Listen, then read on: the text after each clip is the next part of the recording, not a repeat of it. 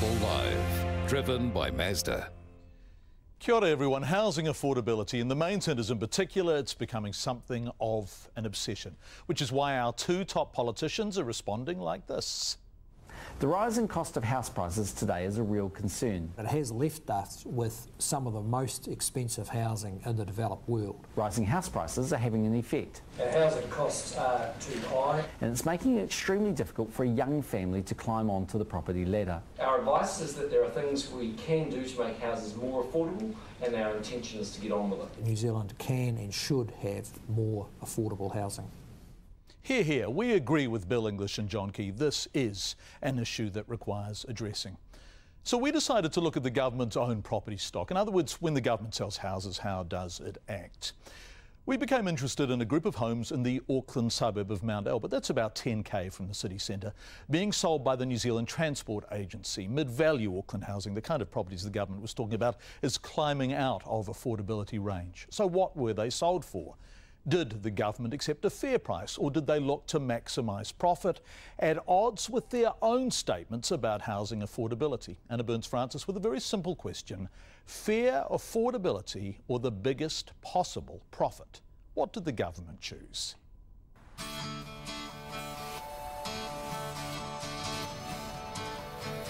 A sunny winter Saturday in Auckland and the house hunters are out in force. Weekend open homes are happening all over the city, including Hendon Ave in Mount Albert.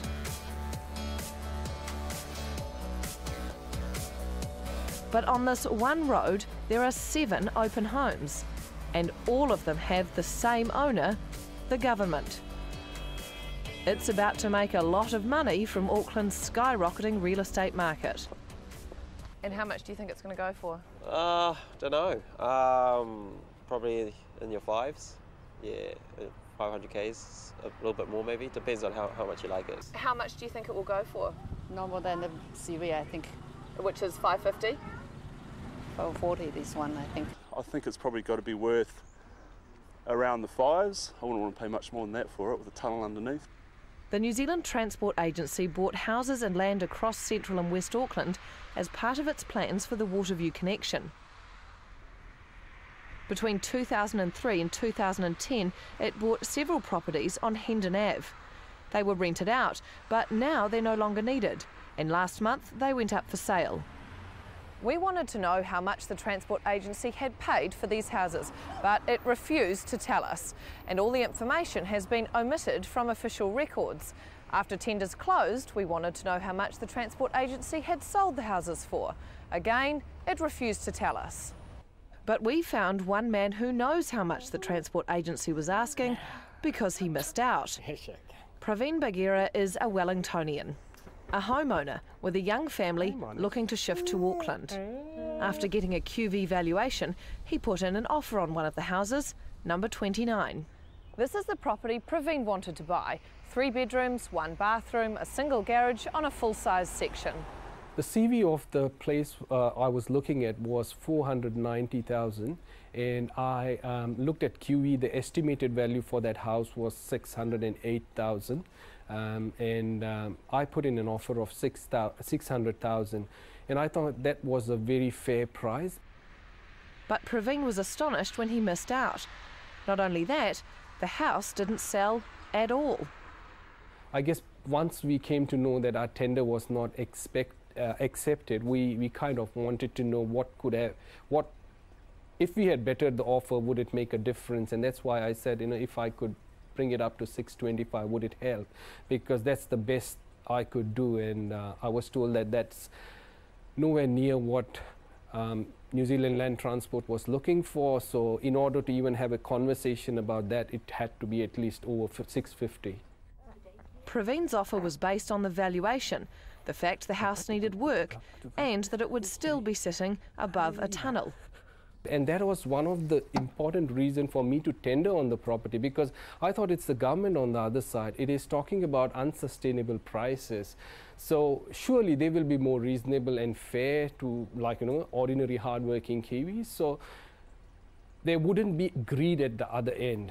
As for the rest of the houses, well, we know this one sold for between $500 and $550. As for the others, they sold too, but the agent wouldn't tell us what for, although she did say one went for a lot more than she was expecting. If the prices the transport agency has sold for lately are any indication, they're set to make a lot of money. In the last 6 months, 3 other government-owned houses have sold on Hendon Ave for well above CV. Number 20, $128,000 more than CV. Number 22, $105,000 more. Number 6, $221,000 more than CV.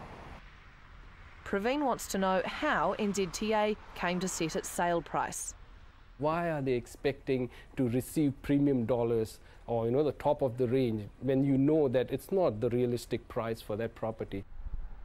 He's pretty sure NZTA would have wanted to buy at the lowest possible price, but now it's trying to sell for the maximum profit. Back in March, the Finance Minister revealed plans to sell off government-owned properties to try and free up some housing.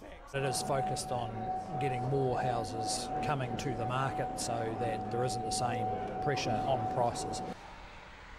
But what's the point if the government won't sell for anything below top market dollar? Praveen's issue is that he hears the government saying one thing, but sees a government department acting the complete opposite. When I was looking at the situation, I said maybe Bill English doesn't know that's what New Zealand Land Transport is doing. They probably don't have an understanding when they go out and say to the media that, or to the general Kiwis that, the price is unsustainable and we are doing whatever we can so that ordinary Kiwis can have a home of their own. But then here's a department which actually belongs to the government and is expecting top dollars. And that's where I say, does the left hand know what the right hand is doing? NZTA's demand for top dollar only adds fuel to an out-of-control fire. And it looks like more may be about to come onto the market. Number 9, another transport agency house, is about to be put up for sale. Whether anyone can afford it will be the $500,000 question.